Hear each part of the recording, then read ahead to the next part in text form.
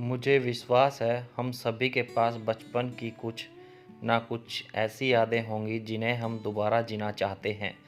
मेरे पास भी ऐसी कई यादें हैं।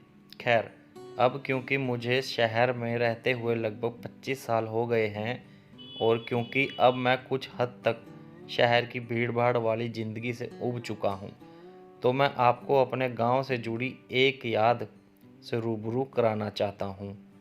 मेरे पिताजी फ़ौज में थे तथा उनकी पोस्टिंग हर 2-3 साल में दूसरे-दूसरे राज्यों में हुआ करती थी। इसलिए हम भी अपने पिताजी के साथ अलग-अलग राज्यों में जा रहे थे। हर साल गर्मियों की छुट्टियों में हम सब अपने गांव जाया करते थे। गांव में अपने खेत हैं और उन दिनों तो हमारे पास 2 गायें और उनके बछड़े भी हुआ करते थे।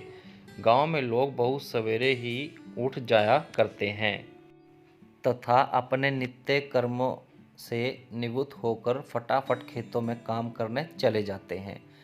10-11 बजे तक खेतों में काम करते रहते हैं तथा जब धूप तेज हो जाती है तो लौट आते हैं।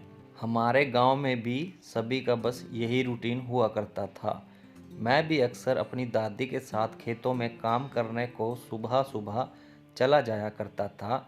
वैसे तो वह मुझे कुछ करने नहीं देते थे, इसलिए मैं वहीं पास में मेड़ पर बैठकर उनको तथा बाकी लोगों को खेत में काम करते हुए देखता था।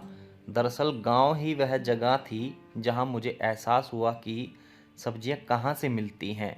हमें तो शहरों में बस सब्जी मंडियों में ही देखने को मिलती हैं। उन्हें कभी मैंने पौधों पर लगे हुए नहीं देखा था। दादी भिन्न प्रकार की सब्जियां जैसे बैंगन, भिंडी, आलू, टमाटर, धनिया इत्यादि इकट्ठा करके 12 बजे तक घर ले आया करती थी। उसके बाद वह उन्हें धोकर साफ करती तथा अलग अलग कपड़ों में बांधकर अलग रख देती थी। उसी प्रकार धनिया के छोटे छोटे गुच्छे बनाया करती थी और उन्हें हल्के गीले कपड़ों से संभाल कर रख देती थी। उसके बाद वह एक बड़ी सी टोकरी में इन सब्जियों को अच्छे से रखकर साइकिल के कैरियर पर बांधने को कहती। गांव में कोई ना कोई उसकी मदद कर दिया करता था, पर अब क्योंकि मैं वहीं पर था तो मैंने ही वह टोकरी साइकिल के कैरियर पर बांधने का प्रस्ताव रखा। दादी ने कहा, अरे बेटवा, तो से ना होए। अरे बेटा, तुम नहीं कर पाओगे। दरअसल उनको डर था कि अगर सब्जियों की टोकरी गिर पड़ी तो सब्जियां खराब हो सकती हैं। आखिर टमाटर, धनिया इतनी मेहनत से धूप में काम करने के बाद मिलता है। फिर भी मैंने जिद करके कहा मैं ही बांधूंगा और दादी ने मुझे बांधने की इजाज़त दे दी।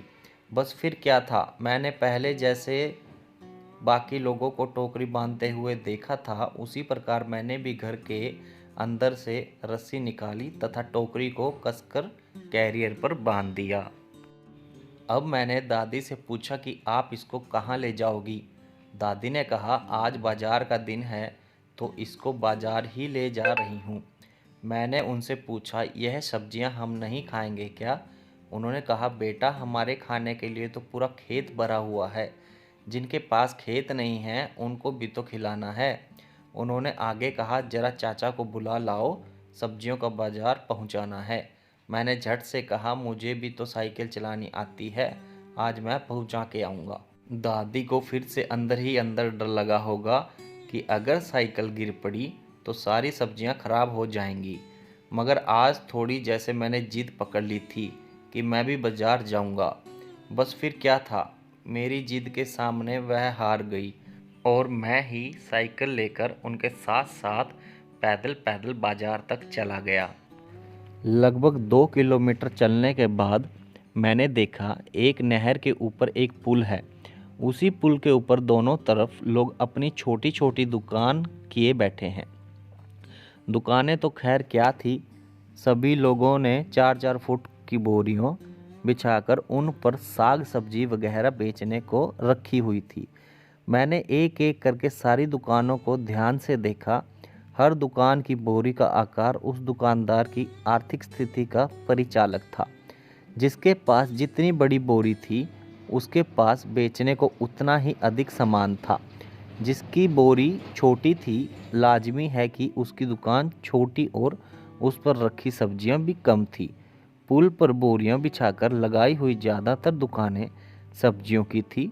पुल से हटकर दूसरी तरफ नहर के किनारे पर कुछ लोग चाट पकौड़ियाँ भी तल रहे थे और उसके पास ही एक लोहार भी अपने धंधे के लिए आग जला रहा था। दादी ने भी पुल पर एक छोटी सी खाली जगह देखकर मुझसे टाट की बोरी बिछाने को कहा, मगर क्योंकि मैंने यह सब पहले कभी नहीं किया था तो मैं थोड़ा सा उलझन में पड़ गया। मुझे उलझन में पड़ा देख दादी थोड़ा मुस्कुराई। फिर उन्होंने खुद ही बोरियां बिछाई, एक एक करके सब्जियों को सजाया, फिर उन पर थोड़ा सा पानी छिड़का तथा तराजू वहीं बगल में रख दिया। टोकरी को वहीं दूसरी तरफ रखकर दादी भी अपनी सब्जी की दुकान तैयार करके बैठ गई। कुछ ही पलों में मैं भी उनके बगल में बैठ गया। आज तक मैं हमेशा दुकान की दूसरी तरफ एक ग्राहक के रूप में ही खड़ा रहता था, परंतु आज जब दुकान पर बैठा तब मुझे बड़ा ही अलग सा महसूस हुआ। मैं भी सभी दुकानदारों को टुकुर टुकुर देख रहा था। कुछ दुकानों पर ग्राहक थे, कुछ पर नहीं। कुछ ग्राहक एक दुकान पर सब्जी का दाम पूछकर नाक भी सिकोड़कर दूसरी दुकान की तरफ बढ़ जाया करते थे और कुछ ग्राहकों को बिना कुछ खरीदे लौटता देख दुकानदार दाम कम करके आवाज़ लगा लगा के वापस बुला रहे थे। हमारी दुकान पर कुछ देर तक कोई भी नहीं आया था। वहीं बैठे बैठे मैं सोच रहा था कि जब गांव में सब लोगों के पास खेत हैं तो ये लोग बाजार सब्जी खरीदने क्यों आते हैं। दरअसल तब मुझे पता नहीं था कि यह जो लोग सब्जी खरीदने आए हैं या तो इनके पास खेत नहीं है या फिर ये गांव के बड़े लोग हैं जो खुद खेती नहीं करते और अपने खेत मजदूरों को बटाई पर दिए हुए हैं। कुछ समय बाद बाजार में भीड़ बढ़ने लगी और धीरे धीरे सभी की सब्जियां बिकने लगी। मैं ग्राहकों को दादी से तोल मोल करते हुए देख रहा था। तोल मोल कर लेने के बाद दादी तराजू में सब्जियां तोल कर दे दिया करती। यदि कोई ग्राहक 100 का नोट दे देता तो उसे उलट पुलट करके देखती और तसल्ली हो जाने के बाद ही अपनी झोली में रखती।